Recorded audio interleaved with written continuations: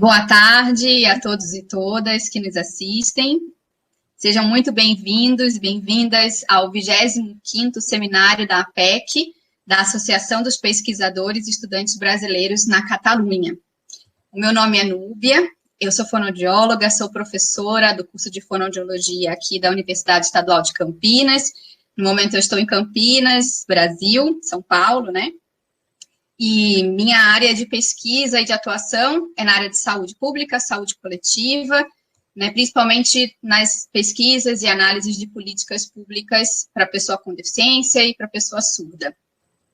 Bom, uma alegria muito grande, né, ter recebido esse convite da APEC, agradeço aos organizadores e também parabenizo pelo evento. Fiquei super surpresa e contente de ver que há 25 anos acontece esse seminário. É uma alegria fazer parte desse evento nesse ano tão diferente, atípico, porque sei que pela primeira vez o evento está sendo online, como tantos outros que a gente tem participado e organizado nesse ano. E é uma alegria também estar aqui hoje com o professor Emerson Merri, que vai ministrar a conferência intitulada Pesquisas no Campo das Políticas Públicas e a Saúde Coletiva Brasileira, Distintas Perspectivas. O professor Emerson é graduado em Medicina pela USP, mestre em Medicina Preventiva também por esta universidade e doutor em Saúde Coletiva pela Unicamp. Livre docente em Planejamento e Gestão em Saúde pela Unicamp e atualmente é professor titular de Saúde Coletiva pela UFRJ. É professor honoris causa da Universidade Nacional de Rosário, Argentina. Bom, nesta conferência, o professor Emerson vai tratar das diferentes perspectivas na pesquisa sobre políticas públicas de saúde no Brasil e como questões centrais das pesquisas que vem realizando, o doutor Emerson tem desenvolvido estudos sobre as relações intercessoras entre micropolítica, educação permanente, subjetivação e produção de conhecimento. E tem desenvolvido metodologias de investigação pautadas por processos de avaliação compartilhada, além de políticas públicas dirigidas para coletivos de grande vulnerabilidade social na produção de suas existências, como os viventes nas ruas.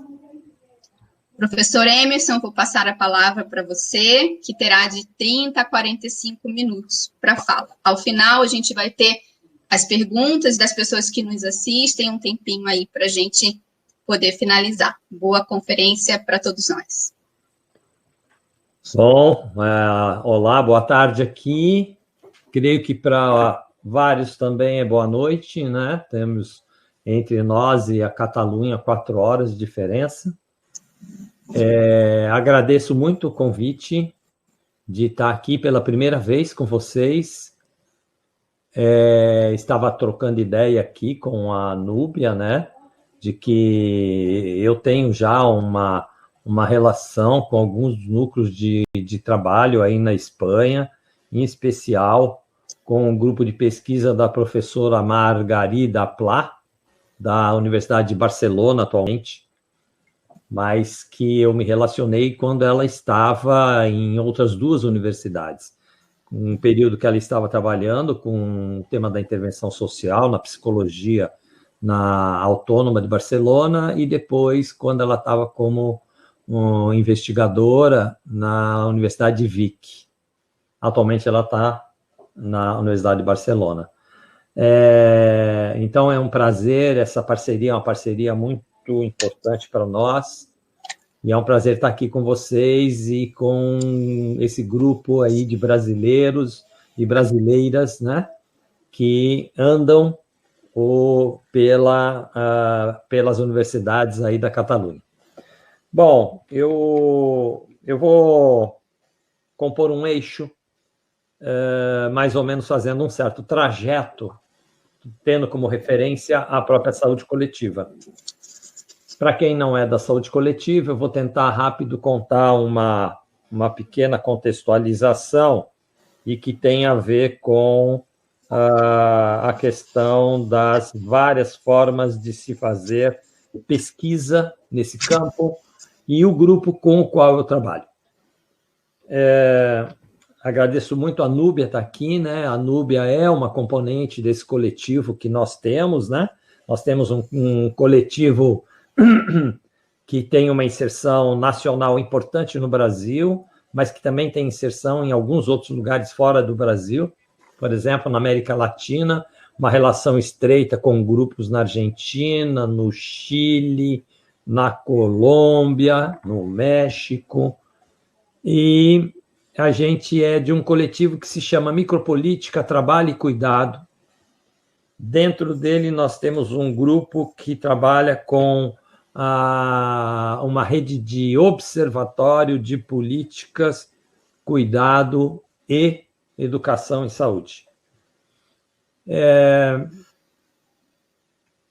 Lá pelos anos 60, 70, e aqui eu estou contando uma história que tem tudo a ver com o meu trajeto de vida. Eu tenho 72 anos, eu me formei na Universidade de São Paulo como médico em 1973, entrei na universidade em 1968. Nós vivíamos em plena ditadura militar, e para brasileira isso é muito sabido. E pelos anos 60, 70, aqui no Brasil, né, nós vivíamos uma transformação substancial das características societárias, né? Nós estávamos deslocando a conformação do Brasil de todo um setor rural para um setor urbano, um processo migratório interno, né, enorme, né, uma certa, quase uma característica de diáspora em relação a algumas regiões do Brasil, né? Um contingente gigantescos do Nordeste brasileiro se deslocando para o Sudeste, para dentro das cidades, e esse processo de intensa transformação que vai se acentuando dos anos 70, 80, ele vai gerando contextos de modos de viver urbanos com algumas características que vão agregando novos elementos na composição do que nós podíamos chamar as questões sociais. Nós sempre fomos um país onde o tema da desigualdade é um tema transversal, ou seja, temos 520 anos de desigualdade. Sempre fomos um país onde o tema da violência e da noção de racialização é uma marca. Estamos vivendo agora aguda situação por assassinatos de negros em situações as mais esdrúxulas nesse país, das formas mais injustas possíveis. Mas esse período dos anos 60, 70, ele cria um contexto de novos problemas sociais, dentro dos quais aparece também a questão do campo da saúde, que vão ser, assim, de um nível intensamente mais problemático do que já vivíamos como problema. E isso vai impactar profundamente o modo de se fazer ciência no próprio campo da saúde, em especial no campo da saúde pública. A saúde pública, denominada saúde pública, né, que é algo que vai se conformando nas sociedades modernas e que vai tendo seus embriões de políticas de Estado a partir do século XVII e vai se acentuando pelo XVIII, XIX até hoje. A saúde pública, na maneira como o meu grupo trata isso, é tipicamente o que a gente chama uma ciência de Estado. Ou seja, a gente adota aqui uma certa noção, muito baseado num diálogo com Foucault e com Deleuze e Guattari, de que há um conjunto de conhecimentos que são processados, que vão servir de elementos substanciais para a produção estratégica do modo como o Estado se relaciona com a produção, a vigilância e controle dos corpos, individuais e coletivos. A saúde pública é uma composição que, desde sempre, se compôs como uma ciência de Estado. Ela é uma composição de um conjunto de estratégias de biopoderes, de biosaberes, que tem como grande questão a produção, a vigilância e controle de corpos.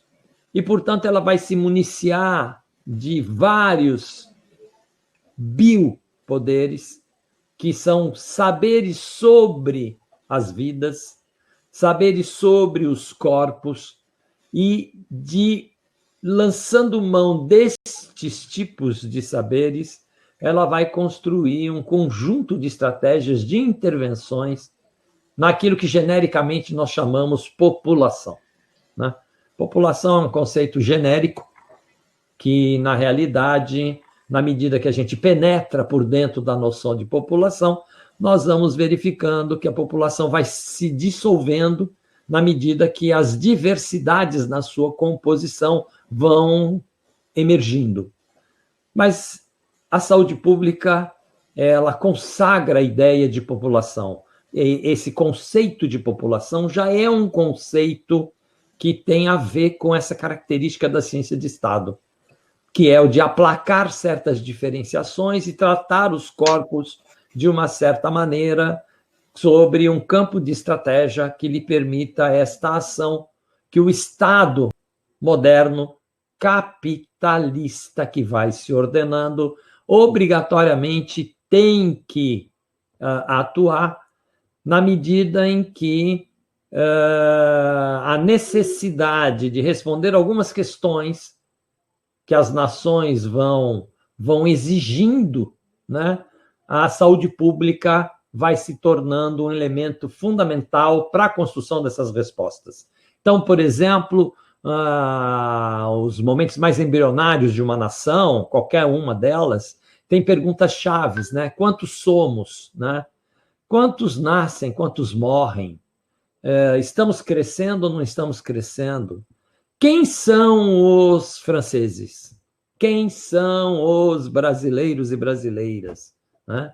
Então, essa necessidade de saberes que uma certa organização de uma composição societária vai tendo, vai conformando um certo campo de produção de conhecimento e vai conformando esse conhecimento como isso que eu estou dizendo que é a ciência de Estado.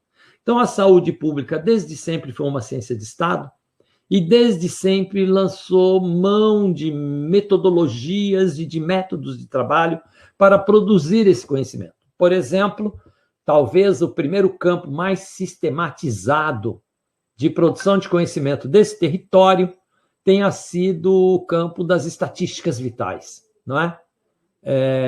A necessidade de criar bancos de dados que permitam processá-los para uma informação específica que pudesse responder quantos nascem num certo lugar, quem são esses que nascem, quantos morrem, morrem do quê, morrem em quanto tempo. E isso vai estar no bojo, né, da construção de saberes que até hoje, muitos de nós trabalhamos na saúde, não entendemos que isso é uma ciência de Estado.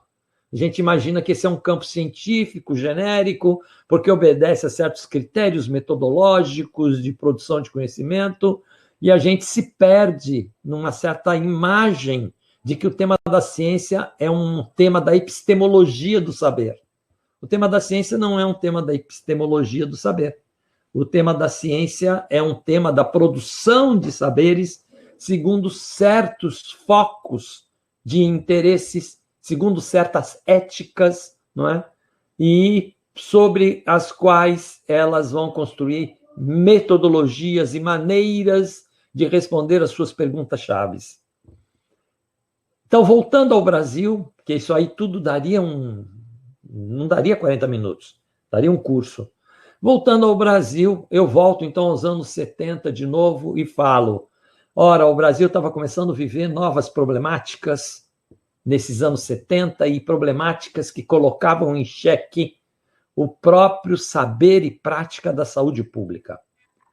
Aquilo que a saúde pública brasileira produzia não dava elementos para tratar dos tipos de tensões sociais que estavam nascendo naqueles novos processos urbanos intensamente desiguais e de instalação dentro de grandes cidades, todas as grandes cidades, né, de uma diferenciação na composição e na materialidade do viver que chegava às raias de quase se ter medo de rebeliões sociais. Na realidade, existem focos de rebeliões sociais nesse trajeto todo, que é as formas como esses grupos altamente vulnerabilizados materialmente vão construindo seus próprios modos de viver, não é? Depois eu volto a isso, porque isso é o centro do grupo de pesquisa que eu trabalho hoje. Mas o que interessa é que aí, pelos anos 70, em pleno campo da ditadura, vai se formando uma necessidade mais coletiva de andar à margem, eu diria até de andar, até cabe bem esse nome na ditadura, né? Andar clandestinamente a chamada ciência oficial, a chamada ciência de Estado, não é? Aquilo que a saúde pública produzia como conhecimento estava muito demarcado por um processo de paradigmas biomedicalizantes, tanto no nível do saber, em geral, quanto no ordenamento dos próprios núcleos profissionais. Se tiver tempo, eu volto um pouco a isso, porque eu acho que a pandemia é um elemento que mostrou para nós o quanto é limitado tanto a biomedicina e o quanto é limitado a própria organização profissional a partir da biomedicina, né? A pandemia botou tudo isso por água abaixo, mas se der tempo eu volto, né? Então eu volto ali e digo de que vai vazando, para além dessa ciência de Estado, um conjunto de novos modos de organização e de questões para esses novos coletivos sociais que vão emergindo nas cidades. E esses novos coletivos, articulados com grupos de intelectuais, grupos de militantes, grupos de resistentes à ditadura, vão constituindo novas perguntas e vão constituindo novas formas de tentar enfrentar estas perguntas.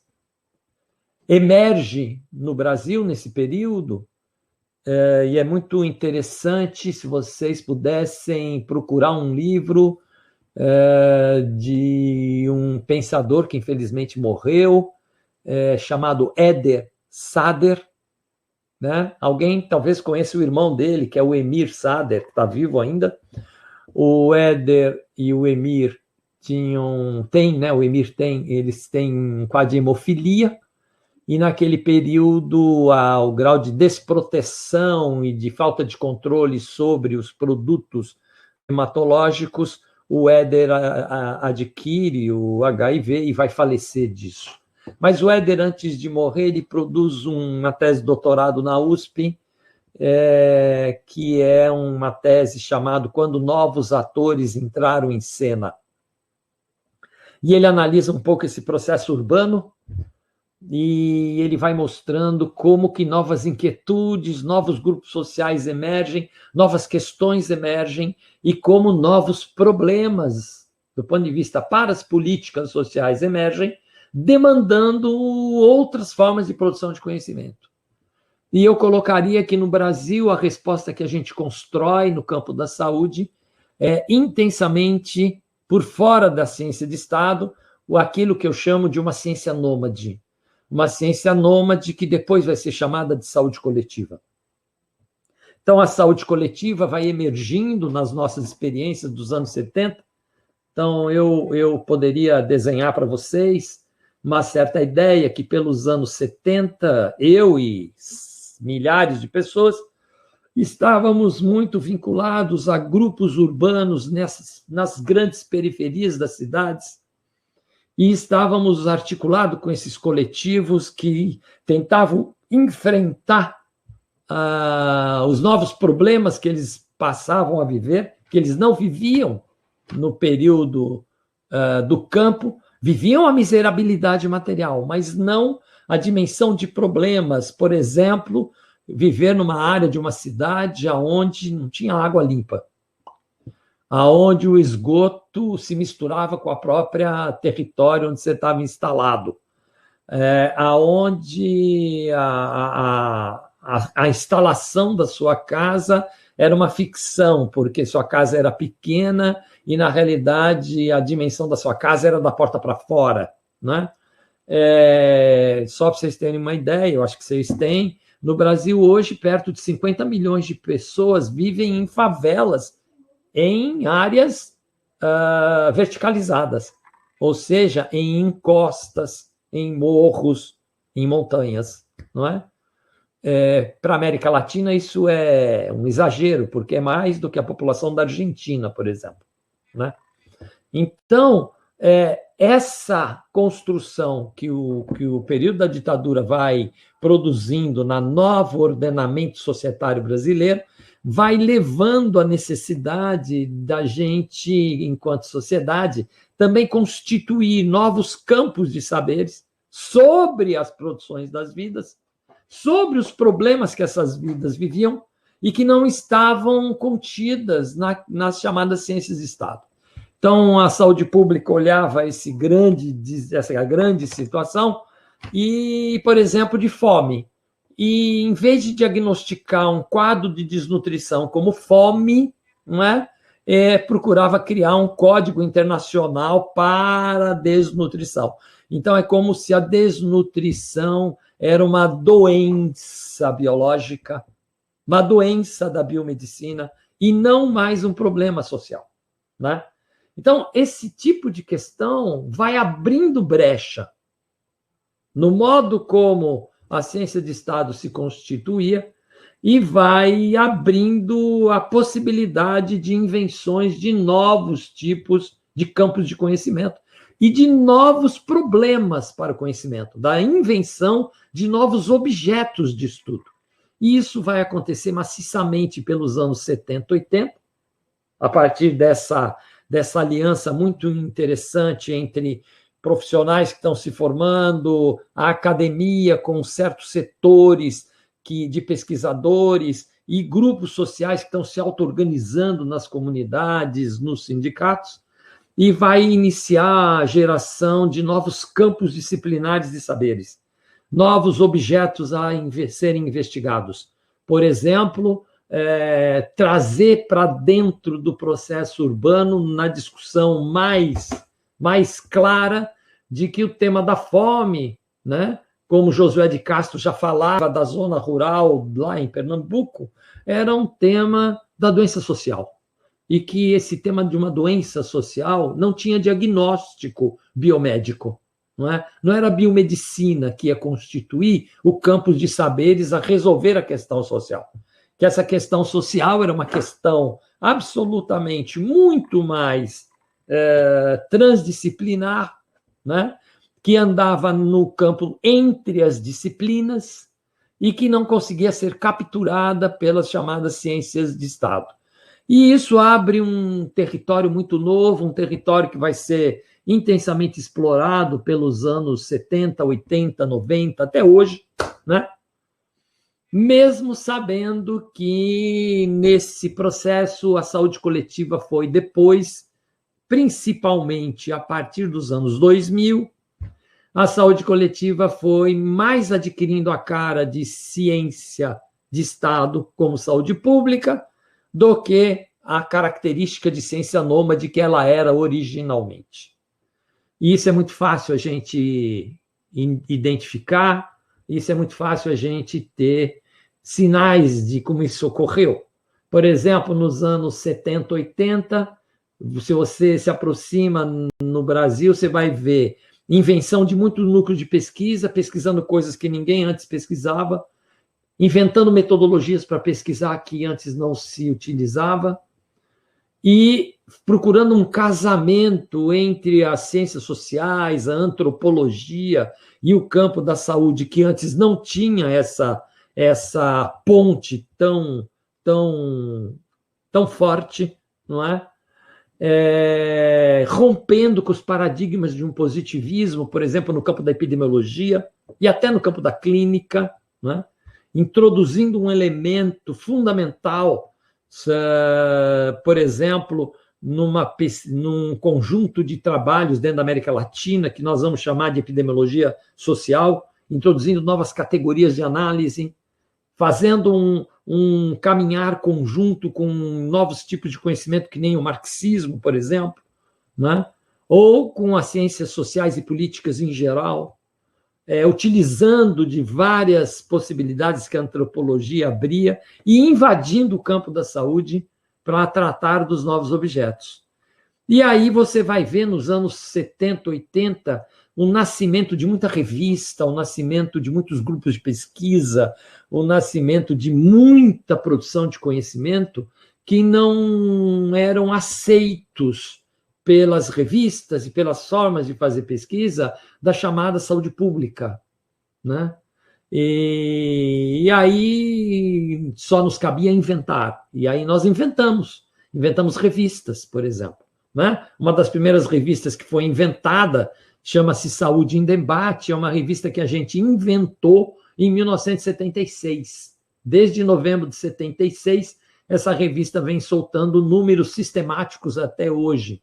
Se você vai lendo o número 1, número 2, número 3, número 4, você vai vendo que a cara dessa revista é uma ruptura muito clara com aquilo que se publicava nas revistas científicas da saúde pública, não é? Você vai vendo isso com a utilização dos novos paradigmas, com os tipos de problema que vão aparecendo.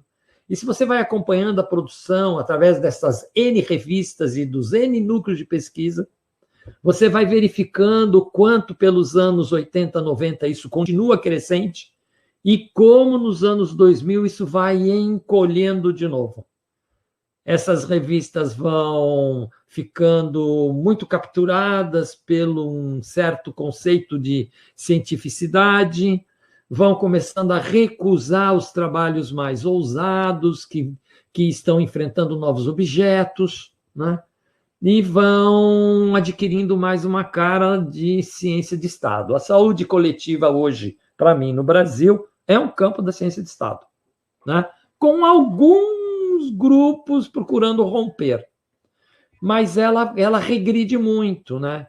Ela deixa de ter aquela selvageria, né, disruptiva, de estar aderente aos problemas reais das vidas que as pessoas vivem. E ela vai começando a ser capturada pelos paradigmas mais disciplinares e vai sendo capturada pelos paradigmas mais intra- ou interprofissional, o que, para mim, é uma sinalização de captura, não é?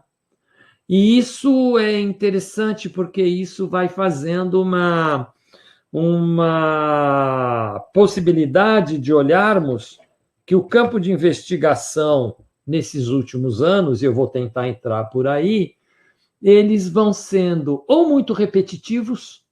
Então, na realidade, se você vai acompanhando as revistas, por exemplo, no campo da epidemiologia, e for analisar as metodologias que são usadas, elas têm a cara clássica de um campo de Estado, em que a metodologia é mais imperativa do que o conteúdo que está sendo pesquisado. Então, as revistas estão mais interessadas naquilo que está sendo produzido, se ela obedece às regras normativas da produção de um certo saber, para dizer que aquilo é ciência, do que o tipo de problema e a maneira como você enfrenta o problema que você está trazendo como novidade. E as revistas começam a recusar esses trabalhos, né? E vão adotando um campo de normatividade e normalizando o território do saber, né?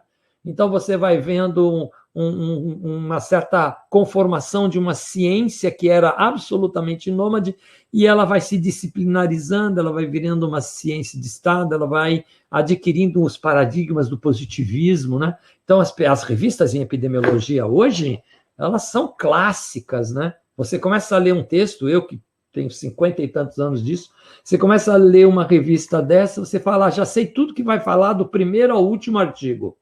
Já sei quais são os métodos que vão usar, porque é tudo repetitivo. Porque a revista é coercitiva. Ela tem lá uma regra que ela diz o que é a ciência e só aceita artigos dentro daquilo, não é? E isso é a morte da produção do saber, né? E é mais, é um convite, de novo, para os coletivos que vivem os problemas produzirem, de novo, disruptura com esses saberes, não é? E saem, de novo, num esforço de construção de saberes de si por fora daquilo que antes tinha sido um grande campo comum, né? Então, se você pega isso, você vai ver que é muito clássico também no campo da avaliação, por exemplo, não é? Se você for ver avaliação de serviços de saúde, avaliação de políticas, se você for ver os chamados estudos populacionais, se você for ver os estudos de conformação das políticas, e os efeitos das políticas, você vai ver o quanto elas estão normatizadas e normalizadas. E isso vai atingir a pós-graduação, né? A pós-graduação, com seus cursos de metodologia, vão inculcando nos alunos uma certa ciência oficial. E a saúde coletiva cai nisso, né? Então, você é capaz de pegar um tratado de saúde coletiva e, na realidade, você está diante de uma oferta de ciência oficial, né? Olha, fazer saúde coletiva é fazer isso, e não é mais experimentar. Então, eu queria abrir, então, um pouco essa tensão, né? Essa tensão que eu acabei de colocar, não é mais experimentar, né? Então, essa é uma questão nuclear.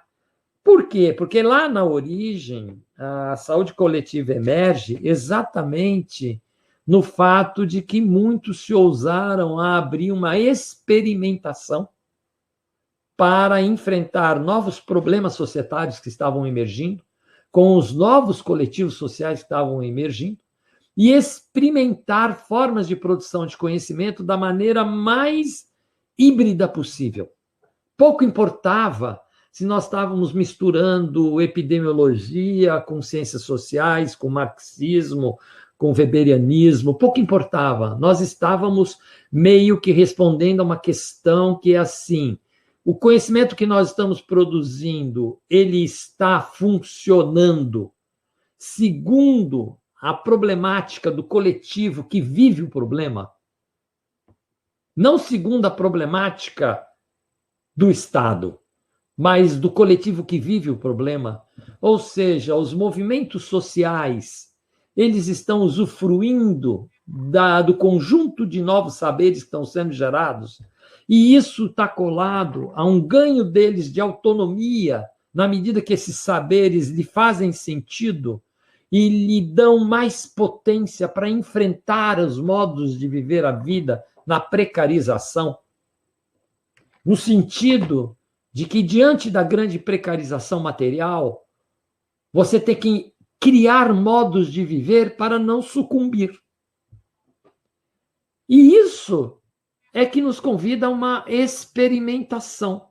Ou seja, podemos nos debruçar sobre esses processos de experimentar novas produções de conhecimento, não dando muita bola para a captura que certas metodologias e métodos nos provocavam, mas tentando incentivar que aquele saber constituído na prática, experimentado por quem precisa experimentar para viver, era um saber absolutamente válido. Ora, nós já tínhamos aqui no Brasil pensadores que já diziam isso para nós, não? E até hoje a gente tem dificuldade, a gente fala muito do nome, por exemplo, de Paulo Freire, não é? Que já dizia isso para nós, mas a gente... Quem que é freiriano mesmo? Né? Quem mesmo é Paulo Freireano de fato? Né? Uma coisa é citar, colocar como bibliografia, A outra coisa é experimentar na sua relação esse processo que o Paulo Freire traz, por exemplo, para a cena do valor substancial do saber do outro. Não é? Então, essa questão, na medida que a saúde coletiva vai perdendo essa pujança, nós vamos assistindo nos anos 20, né, uma tensão nesse território das experimentações de novo. Então, nós vamos vendo que vários grupos sociais, nas transformações que o Brasil vem passando, também no século XXI, que vão modificando de novo as características daquele período dos anos 70, a partir da organização da sociedade neoliberal, a gente vai vendo novos grupos emergindo no Brasil, em cima da precarização intensa do mundo do trabalho, em cima da destruição de processos de organização societária que funcionavam como mecanismo de autodefesa dos coletivos, um aumento brutal da vulnerabilização dos grupos societários e a introdução de um elemento novo nesse processo, que é a construção de estratégias explícitas necropolíticas para uma boa parte dos grupos sociais. Ou seja, uma admissão societária de que há grupos sociais que não nos interessam. E que esses grupos sociais que não nos interessam, nós não precisamos constituir políticas que tenham grandes eficácias e efetividades na intervenção. Ora, essa é uma realidade que vem se introduzindo no século XXI, com alguma pouca alteração no período do governo Lula, mas é pouca. É porque é tão ruim o entorno que ele parece que foi uma grande alteração. Mas ele não foi uma grande alteração. Ele foi diferente dos outros, porque ele não foi tão ruim, não é? Mas se você toma um período de alta destruição, por exemplo, do período do Fernando Henrique, e depois o período de alta destruição que a gente vive pós-Dilma para cá, do Temer e do Bolsonaro, então você percebe que aquele período funcionou quase que como um oásis. Mas isso engana um pouco, porque ele não foi tão radical assim. Na realidade, se governou muito para os grandes capitais. Mas eu não vou entrar nessa questão. O que me interessa é a experimentação.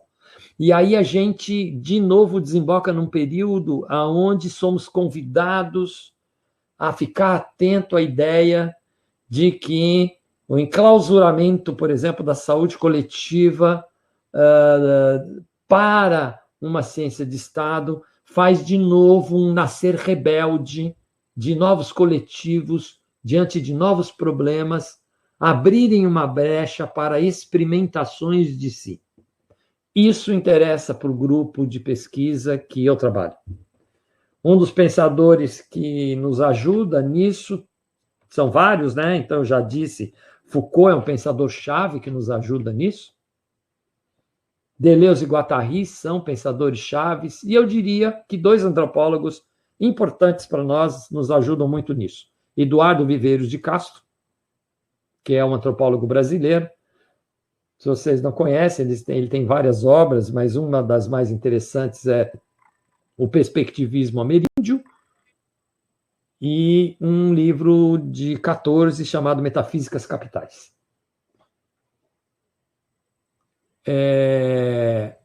E um outro pensador-chave é um francês. Que capitais? Metafísicas Canibais, desculpe. Capitais é que eu estava... O livro do Eduardo chama-se Metafísicas Canibais, né? E o outro pensador-chave dentro desse campo da experimentação é o Bruno Latour, que é um antropólogo francês, que desde as primeiras obras que nos aparecem, como o livro dele, Vidas em Laboratório, já vão nos colocando diante de uma nova possibilidade de perspectiva para a própria antropologia, na medida que ele começa a trabalhar com uma ruptura com a antropologia que vem do processo colonizador e começa a nos apontar a ideia de uma antropologia simétrica. E nesse processo da antropologia simétrica, usando do Eduardo e do Bruno, nós vamos reencontrar aquilo que era algo que já estava dado, que era nesse campo de experimentação de novos tipos de conhecimento, a partir de novas questões sociais, nada mais potente do que o saber produzido pelos coletivos que experimentam a necessidade de que tem que inventar modos de viver para viver. E esses grupos de alta vulnerabilização, eles têm que inventar modos de viver, experimentá-los para viver, senão eles sucumbem na própria necropolítica que opera societariamente. E aí o nosso grupo vai se debruçar sobre todos os grupos de grande vulnerabilizações. Então, há mais de 20 anos, a gente vem pesquisando intensamente pessoas de alta perda de autonomia para viver, que são obrigados a viverem dentro de casa. Então, as pessoas que estão, vamos chamar, internados dentro de casa, porque eles não conseguem, fora da casa, construir quase nenhum tipo de possibilidade de sobrevivência.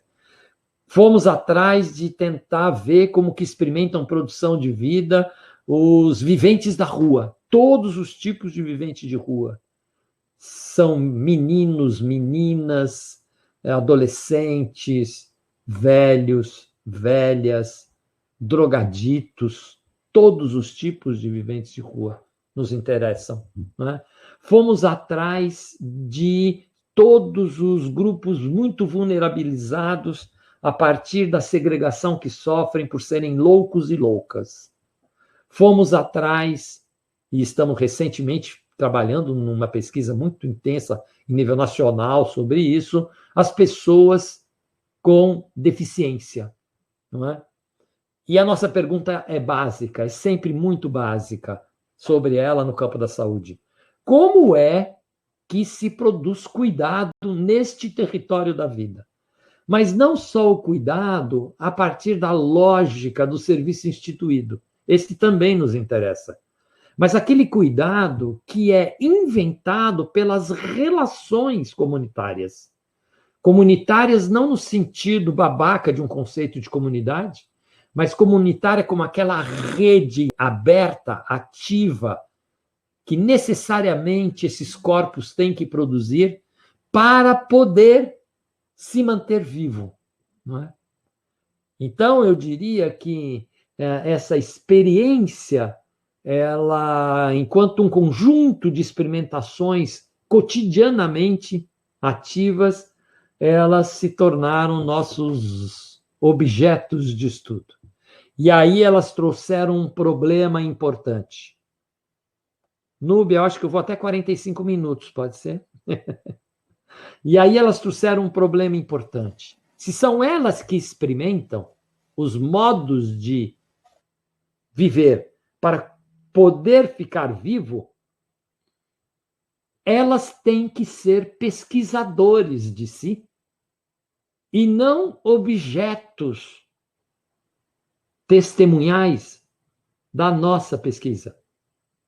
Ou seja, nós temos que construir novos campos metodológicos que possam trabalhar simetricamente com a ideia que no campo de pesquisa encontram-se pesquisadores competentes, em horizontalidade, e que precisam experimentar pontes de conexão comunicativa para poder estabelecer entre si a possibilidade de emergir saberes desse encontro.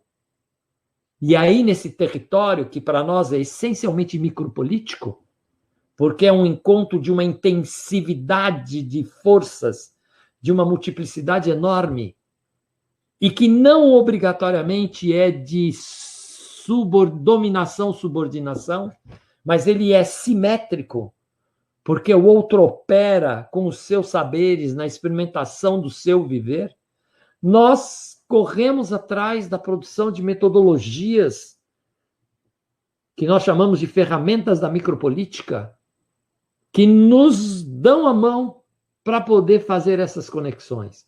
Então, nós trabalhamos, por exemplo, com ferramentas como caixa de afecções, diário cartográfico. A gente trabalha com ferramentas como usuário guia, que para nós é completamente diferente de itinerário terapêutico. Itinerário terapêutico é uma coisa muito reduzida, de pouca importância para esse tipo de pesquisa. Não é? Nós vamos muito além do itinerário terapêutico. Redes vivas de existência, ou seja, nós temos um conjunto de novas ferramentas que nos permitem ir produzindo essa ponte comunicativa entre esses campos de experimentações, aonde este outro é tão pesquisador competente quanto nós nos achamos. Não é? E aí a gente trabalha com a ideia de uma pesquisa que tem exatamente essa noção. Todos são pesquisadores no campo de estudo. Sejamos nós os pesquisadores acadêmicos, que se denominamos cientistas, né? Sejam os trabalhadores que estão nas redes de cuidado, sejam todos os componentes de uma comunidade que se articulam como redes em produção sistemática, em núcleos de familiaridade cada vez ampliadas, diferenciadas, seja aquele que está tendo que inventar cotidianamente seu modo de viver para poder continuar vivo diante de um mundo que não lhe quer vivo, né? Então, estes elementos nos interessam e nós achamos que eles são elementos chaves hoje para o campo do entendimento do próprio cuidado. Porque, e a pandemia deixou isso muito evidente, estamos diante de ter que reconhecer o fracasso desses últimos 300 anos de produção de conhecimento da biomedicina e de tudo que ela carrega junto, inclusive a organização profissional. Essas organizações profissionais, que são mecanismos falsos de separação de saberes, não é? Elas estão em xeque, na medida de que essa vida do outro é uma vida que vai muito além do que um interprofissional é capaz de construir. Por isso eu trato que estamos diante da necessidade de trabalharmos no cotidiano no entre-profissional e não no interprofissional. Nós precisamos vazar as profissões na fissura delas, porque é ali que a vida do outro emerge. Nos nossos núcleos profissionais, a vida do outro não emerge. A vida do outro é capturada, não é? E esse é o grande dilema, para mim, da produção hoje sistemática sobre o tema do cuidado. E a saúde coletiva, com raras exceções, raríssimas exceções, está hoje muito pouco aberta a conversar sobre essas questões, né? Então, um grupo que nem o nosso, que se propõe a fazer pesquisas deste porte, deste jeito, tem tido uma dificuldade muito grande quando vai abrir o diálogo disciplinário para dentro do campo da saúde coletiva.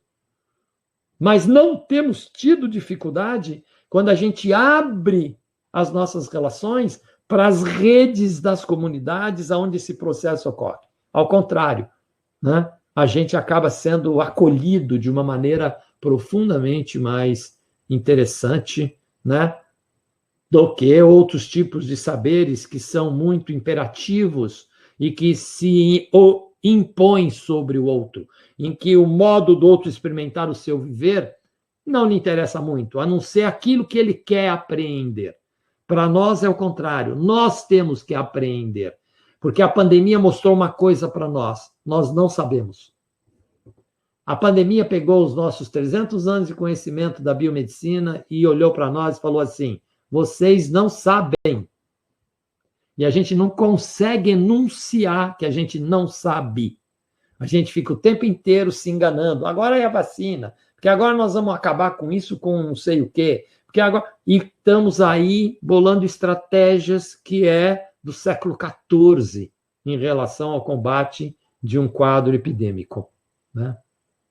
Bom, esse deu 45 minutos agora, pelo meu cronômetro, e foi um pouco esse meu apanhado geral Depois eu podia passar para vocês, a gente tem livros escritos sobre isso. Posso falar disso rápido, né, Núbia? Se vocês forem na editora Rede Unida, é assim mesmo, vocês escrevem editora Rede Unida. Vão lá no site da editora Rede Unida e procurem na biblioteca da editora a coletânea Micropolítica, que eu coordeno. Vocês vão lá na coletânea Micropolítica, vocês vão ter vários livros que nós escrevemos sobre isso tudo que eu estou falando. Uma dos livros chama-se Pesquisador Imundo, né? Pesquisador Imundo. Outro, volume 1 e volume 2, que é Rede de Avaliação Compartilhada. E vocês vão ter lá várias coisas que eu falei aqui, em detalhe, em artigo, em texto escrito. Bom, é isso. Desculpe ter passado o tempo. Muito obrigado. Que agradeço, professor Merri. Muito obrigada pela conferência, que deixa a gente encantada, como dizem vocês aí na Catalunha, né? E estava ouvindo um eco na minha voz, mas acho que parou. Não, tá bem. Tá ok? A gente tem duas perguntas aqui, de dois médicos, uma médica e um médico que acompanharam.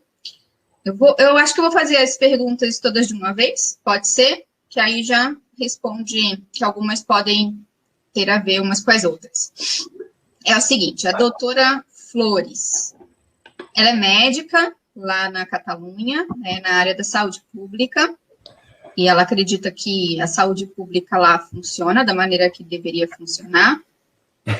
E ela tem uma pergunta, né, que é o seguinte: por que no Brasil a saúde privada é melhor e por que há tanta especialidade?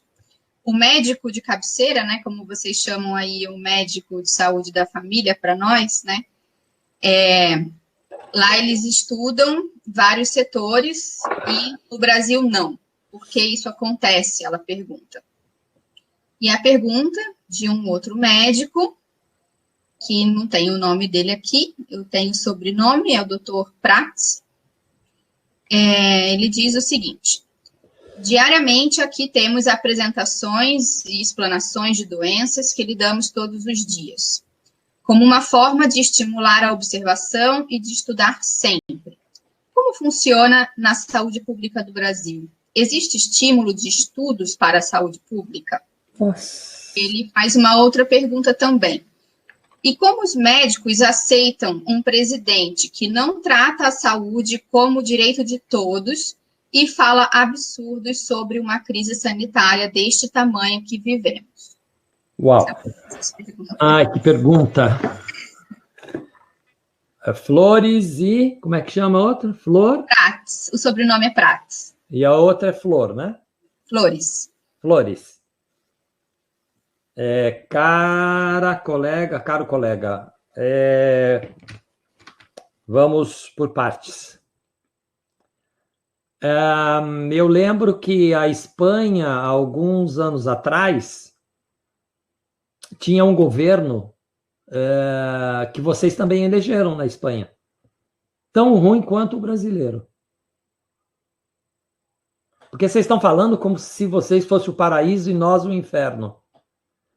Eu acho que não é verdade. Eu conheço a Espanha. Eu lembro do governo do PP que destruiu o direito à saúde na Espanha. Eu lembro que houve regressão brutal aí na Espanha, não é? Então eu acho que, não sei por que vocês fizeram uma pergunta como se vocês fossem o elemento correto. Segunda coisa que eu lembro, a pandemia não está mostrando que a Espanha faz o que a saúde pública tem que fazer. Vocês me desculpem, não está mostrando.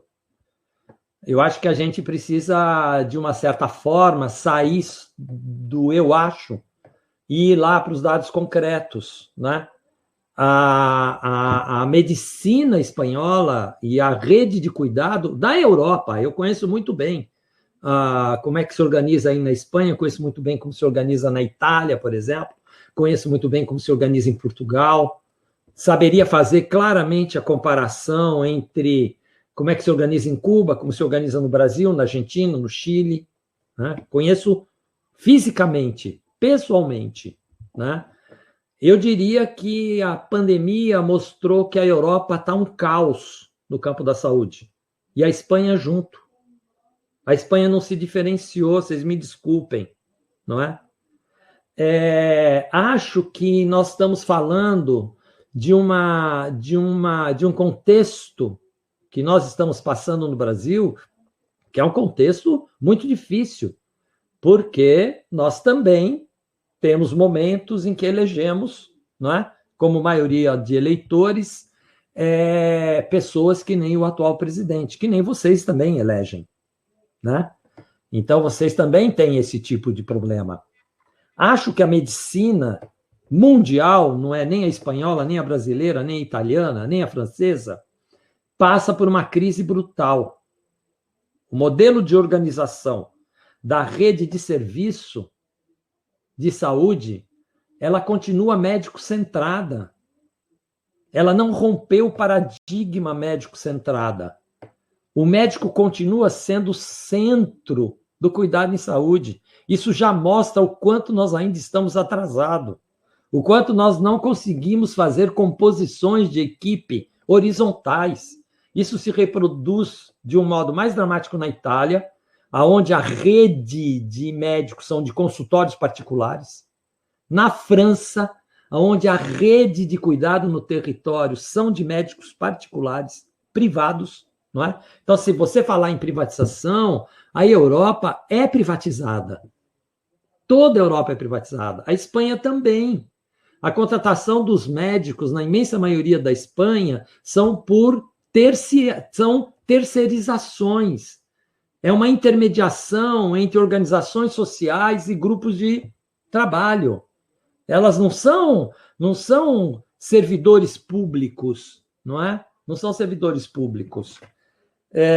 Então, isso é só para mostrar que nós não estamos falando de um paraíso versus um inferno, tá certo? Os modos de organização dos serviços, elas têm características mundiais muito semelhantes, não é? A privatização é um dado real, E não é só, por exemplo, nos Estados Unidos, né, que o serviço é completamente privado. Tá certo? Se você andar pela Alemanha, pela França, pela Itália, pela Espanha, por Portugal, por qualquer um desses países, você tem uma forte composição privatizante. Alguns mais que outros. A França, muito mais. A França tem uma privatização ao contrário da brasileira. Ela tem uma privatização no setor do cuidado no território. Então, os médicos são privados, não é? Para fazer o cuidado das famílias, o cuidado da sua clientela. E os hospitais têm um grande componente público na França, que disputa com os hospitais privados. O Brasil tem quase uma inversão disso. O Brasil tem uma rede ampliada no território, que é pública, que não é privada, que tem milhões de trabalhadores, então vocês não imaginam, vocês não têm noção do tamanho do serviço no Brasil. Tem noção, né? O Brasil, só de agentes comunitários de saúde, tem tem 300 mil, só de agentes comunitários. 300 mil. Vocês sabem o que é agente comunitário? Agente comunitário é um trabalhador da saúde que vive no território e que trabalha lá no território da vida das pessoas, no que se chama aí de atenção primária à saúde, né? Isso daí é tudo público, não é privado. Privado aqui no Brasil são os serviços das especialidades. Esse tem uma inversão aqui no Brasil, não é? Óbvio que nós estamos diante de um governo que está tentando destruir isso agora, que nem o PP destruiu na Espanha, que vocês tiveram que recuperar depois, não é? Destruiu o direito à saúde, destruiu a universalização. E a Europa tem uma dificuldade em falar em universalização, na medida que, quando fala em universalização, exclui o imigrante. Ou seja, o sistema europeu é universalizante para europeu. mas não para quem vive na Europa. Existem bolsões gigantescos de imigrantes que não têm acesso. Ou quando tem acesso a serviço precário. Não é? Então, nós vivemos isso no mundo inteiro. O mundo inteiro é muito problemático no arranjo da saúde. E esses problemas existem mesmo. Não é? O setor privado tentando destruir o setor público. É muito dinheiro que rola dentro do campo da saúde. São muitos os grandes grupos financeiros interessados no campo da saúde.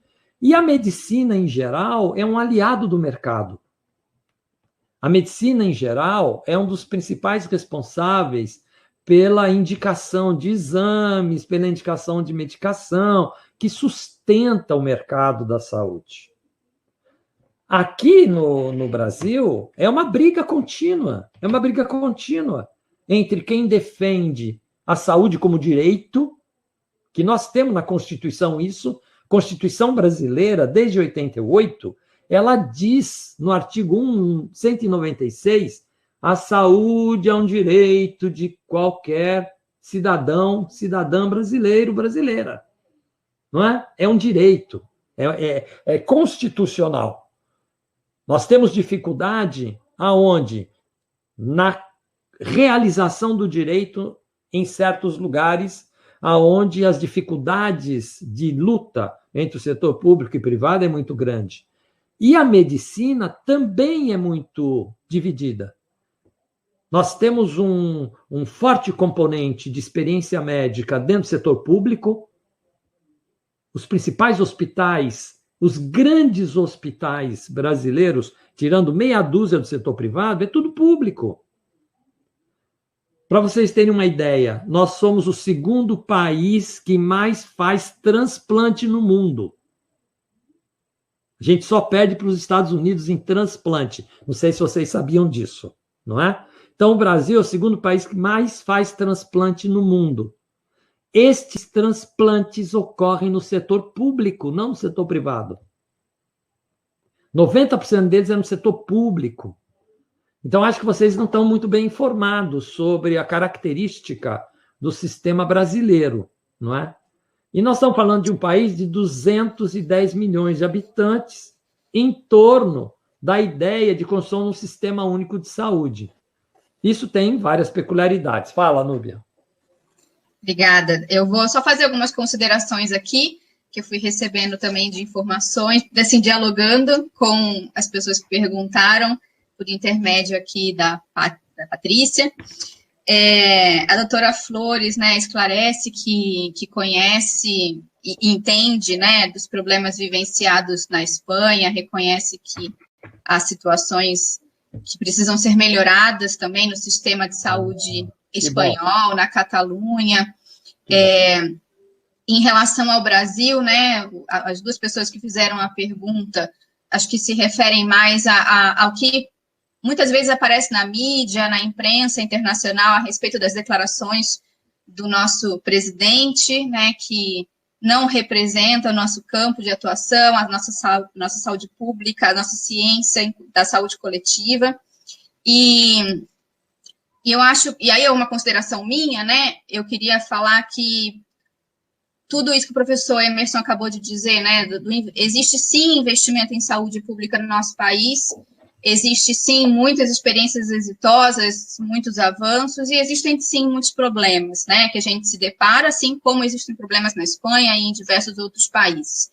É claro que quando a gente se depara com um país de dimensões continentais como o Brasil, a gente, por vezes, não vê experiências exitosas que acontecem, aparecem mais as situações mais delicadas, problemáticas, por exemplo, na atenção básica, na medicina de família e comunidade, por exemplo, que foi o tema específico da doutora Flores, né?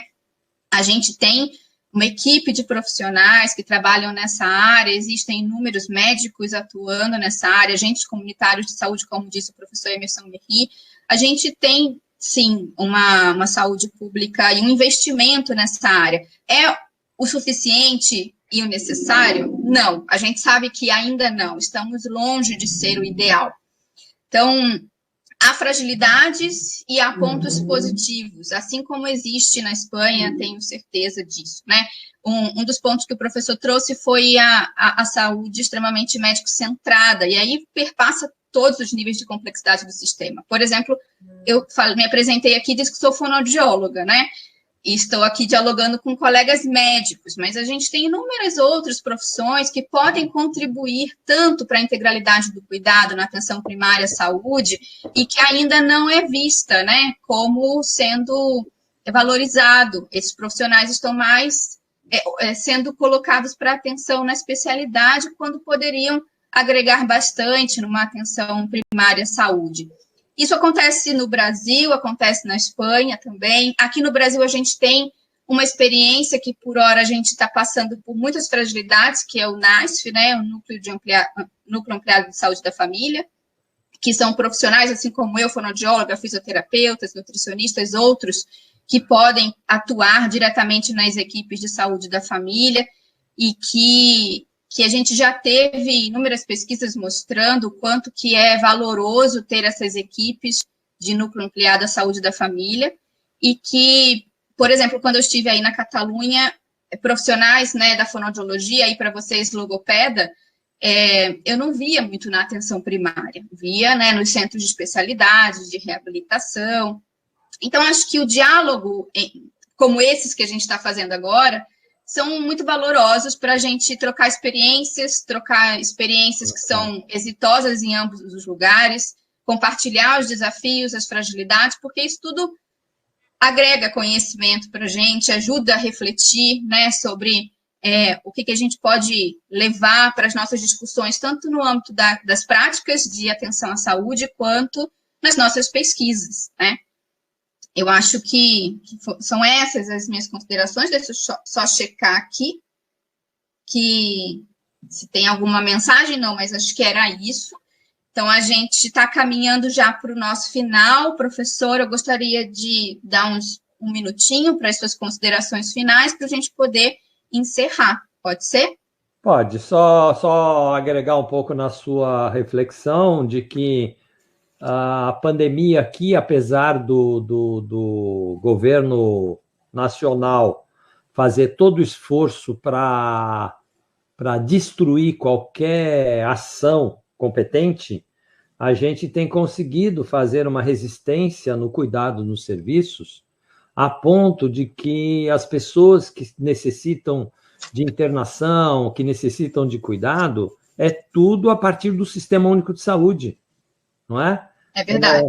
Então, quem aqui, todo brasileiro e brasileira que precisa ser internado em lugares onde necessita de respirador ou necessita de UTI, né, a imensa maioria são nos hospitais públicos, e são os hospitais públicos que dão sustentação a isso. Então, se não fosse o Sistema Único de Saúde aqui no Brasil, a pandemia estaria muito mais trágica do que está, porque o governo federal tem tentado destruir mesmo, eu acho que a sociedade brasileira, isso é real. Bom, não, eu acho que o tempo é um tempo que nos restringe, né, para uma conversa mais ampla e detalhada. Eu tentei tratar da maneira mais